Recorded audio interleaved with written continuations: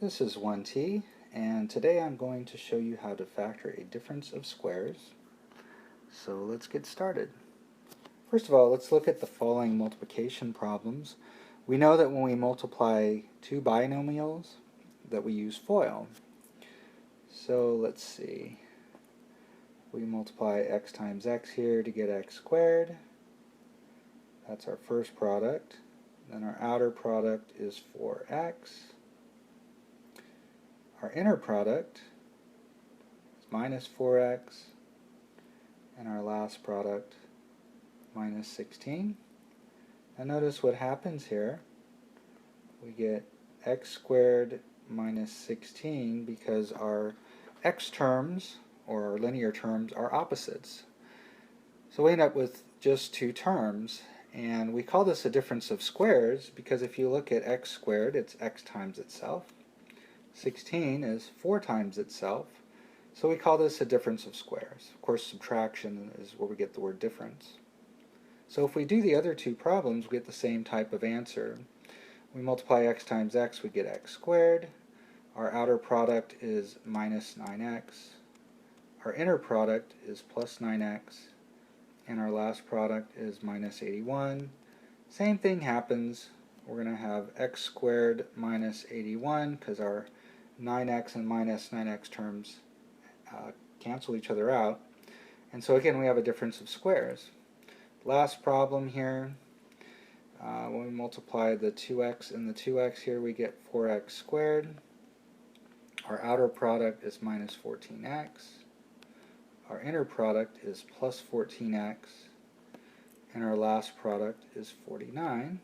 And once again, we end up with the same type of answer, 4x squared minus 49, which is a difference of squares. Now notice the 4x squared term you could actually write as 2x squared, or 2x times 2x is equal to 4x squared. So now we're going to use what we have here to try to go in reverse and factor. But before we do that, we need to talk about perfect squares. So you can see I've written them out here all the way up to 12 squared. These are the ones that you should know really well. You're going to see 225 and 400. Those are other common ones that we see. But especially it's important that you know up to 12 squared, or 144. Alright, let's move on to some problems. So we're going to use the first problem we had done on the previous page to kind of work ourselves backwards, or go backwards. So if you look at the two terms we got here, x squared, of course that came from multiplying x times itself in the original problem, and 16 came from multiplying 4 times itself in the original problem. And you'll notice in our binomials here that they're exactly the same. They both have x's, they both have 4's, but they have opposite signs. And this is the pattern that we're going to see whenever we factor a difference of squares. So if we're factoring x squared minus 49, we're expecting two binomials, and we know x times itself gives us the x squared term, and we need something times itself that gives us 49. Well, 49 is a perfect square. It's going to be 7 times 7, 1 minus and 1 plus. And it doesn't really matter which term or which binomial comes first. We could have said x plus 7 and x minus 7. So when we do the next one, again, x squared is a perfect square. It's x times itself. 100 is a perfect square. It's 10 times 10. And our signs will be opposite once again. Now when we get to the next one, what we have here in 9x squared is a perfect square. Of course, 9 is a perfect square, and so is x squared. In fact, we could write this as 3x squared. So we do have a difference of squares. We'll treat this the same way as before. So 3x times 3x is what we get that multiplies times itself to get 9x squared. It'll be 5 and 5. To get 25, 1 minus 1 plus. Let's do just a couple more problems.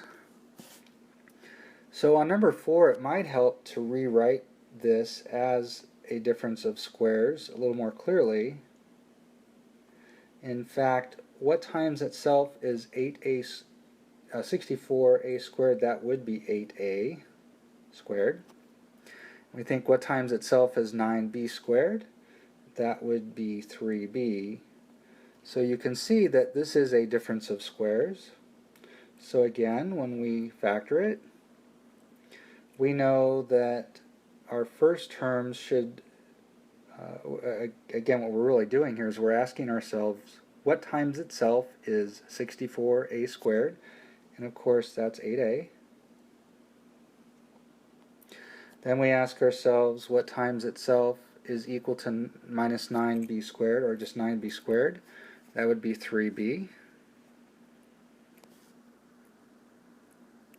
And of course 1 is minus and 1 is a plus. Last problem. So what times itself is 36x squared? That would be 6x and 6x. What times itself is 1? That would be 1 and 1, 1 minus and 1 plus. And again, I would point out to you that our answer has the same number in the first terms, same number in the second place, and we have opposite signs. And that's always going to be the case when we factor a difference of squares. And that's the end of this lesson.